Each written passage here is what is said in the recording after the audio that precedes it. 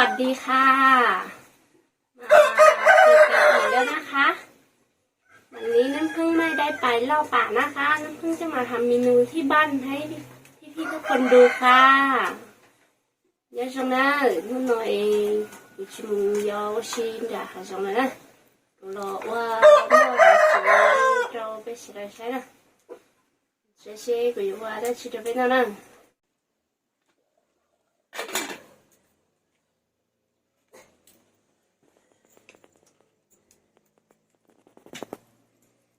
นี่ค่ะนี่คือเป็ดเทศนะคะเพิ่งมาทำเมนูที่บ้านคือเป็ดนะคะ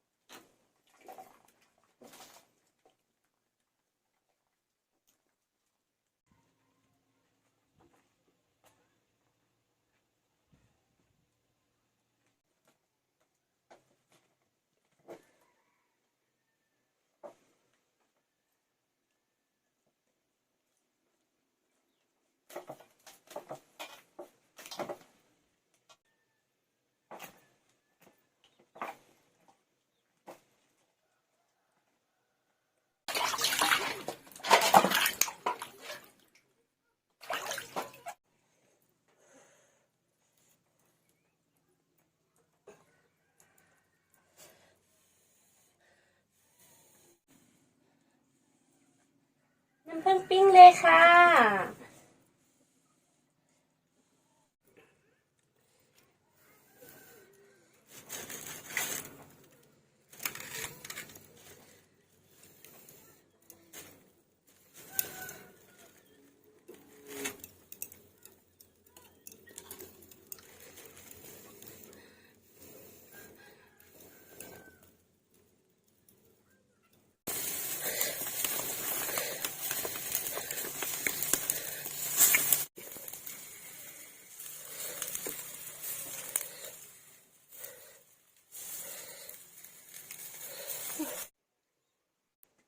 ไปแล้วค่ะพี่ๆทุกคนคะเดี๋ยวนี้น้ำผึ้งปิ้งเป็ดได้แล้วนะคะมากินด้วยกันค่ะนี่คือน้องสาวของน้ำผึ้งนะคะน้องสาวพี่น้องกันค่ะมาค่ะกินด้วยกันนะคะ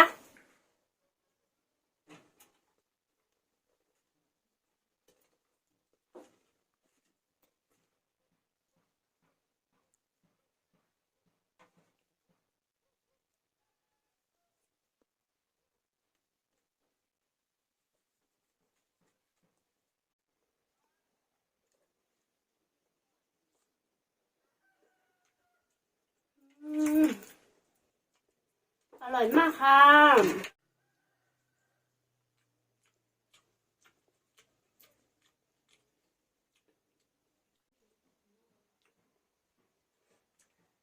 ช่วงเช้าละนะอย่าเพิ่งยืดวันเรากับน้าออจีนะ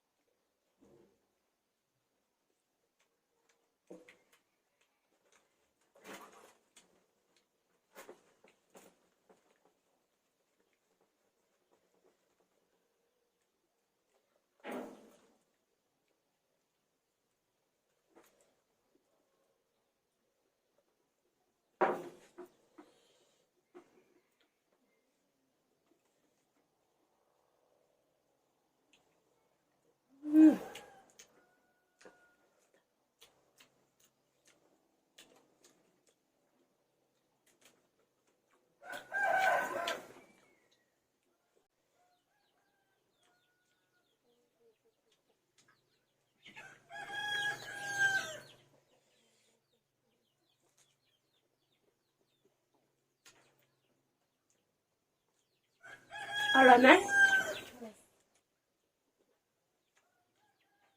บอกค่ะต้นดอกเนี้ยครัวกันมาแต่นี้นะ